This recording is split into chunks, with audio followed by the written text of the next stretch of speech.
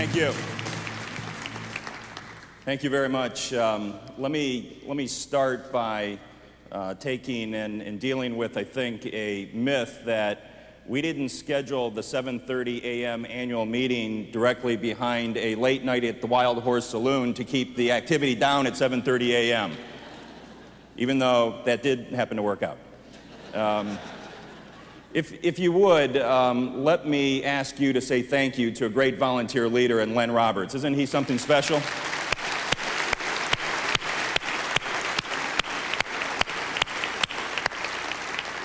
And you know, I know we've done it, but we ought to say thank you again to our volunteer and professional leaders here in Nashville. You know, this is a hard thing to do. It's a challenging thing when you get this many visitors to your home, and they've just done a spectacular job hosting us. Thank you, Nashville.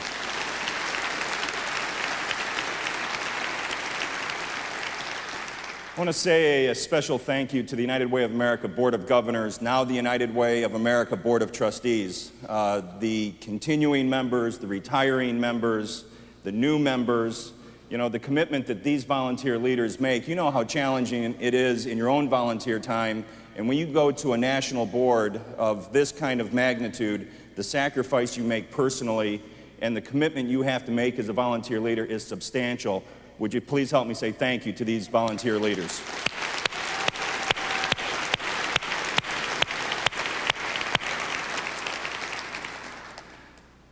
Bill Gates Sr. did a spectacular job getting a new class of board leaders for us in coming into the United Way of America Board of Trustees.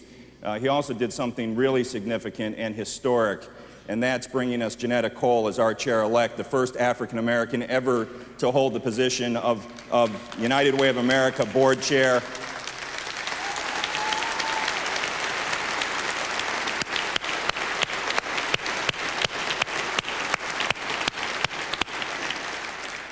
Janetta, my commitment to you and our commitment to you is that you won't be the last.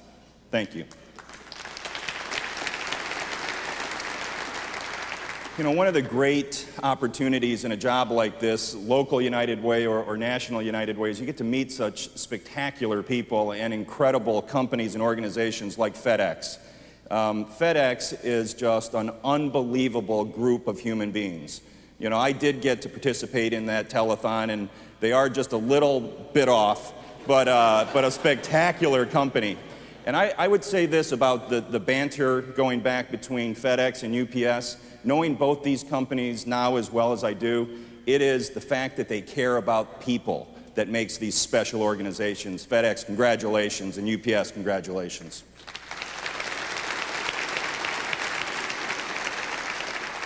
You know, there is, without question, not just me, there's vision and passion in this room all over. I've seen it over the last couple of days, and it's going to be required. The fact is, we are in a very challenging time, a historic time from my perspective. And I want to make one point, or one thought, if I could reflect on the war in Iraq. It doesn't matter what your point of view is, but I've been struck by the feeling that maybe this is a made-for-TV event. And it really is not a made-for-TV event. These are real people, real lives, Americans, Iraqis, women, children. I think it's incumbent upon us as leaders in this country, again, no matter where we stand, to never let ourselves distance ourselves from the fact that this is a human endeavor, and it's going to have a human price, and it will have political consequences, good and bad, that we have the responsibility to understand and to help manage and to help lead.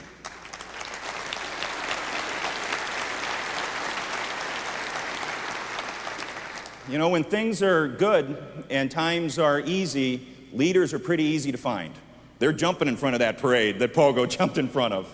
The fact is, when it's this challenging, and quite honestly, from my perspective, this historic, that's when leaders really lead and leaders really emerge. And if you think of the last year, we're 18 months on the other side of the attacks on 9/11. The world has changed. Toughest campaign for many of you in a decade or 15 years or 20 years. I've heard it over and over and again over the last year. Competition unabated in the workplace, outside the workplace. We're no longer a monopoly in a controlled market space. We're in a competitive market space in search of value. competition like we've never seen it before, media scrutiny that in the long term is not going to be bad for us. Media scrutiny is media attention, and it's important for us to be able to withstand it, but it's here, and it's not going to go away. And given the challenges over the last year, the way that you've performed and the way that we've performed collectively, I think is unbelievable. Just think of it. In the last year, and in this case over the last 18 months, because it was that period of time, you have passed new accountability standards and membership standards that I'm not sure the world understands yet, but leads the nonprofit sector. You've raised the bar on yourself.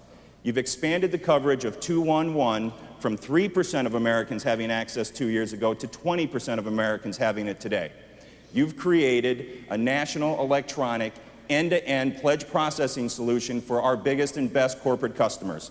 We didn't do that from building something from the ground up. We went out and looked for United Way assets and assembled it. You did it collectively. The new brand advertising campaign, What Matters? McCann Erickson, brought to us by the Coca-Cola Company, in 30-second spots telling our story around community impact. Board transformation that you've heard about.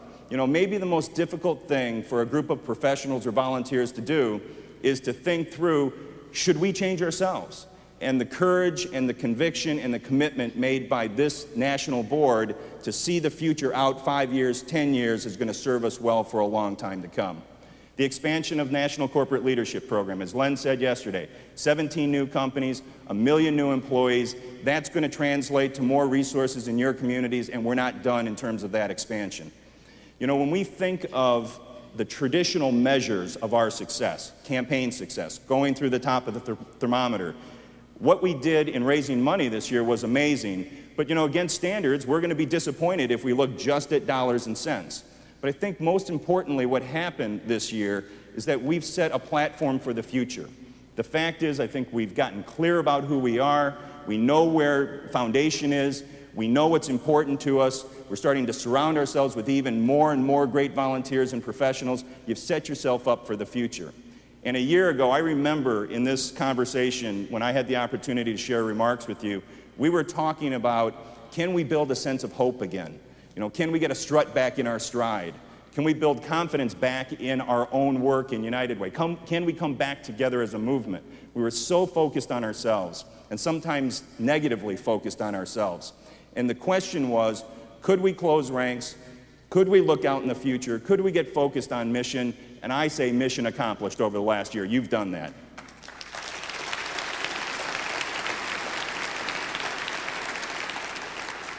I think our job at United Way of America is just to help accelerate it. We can't, as Len said, we can't dictate to you what it precisely you ought to do, but we can help.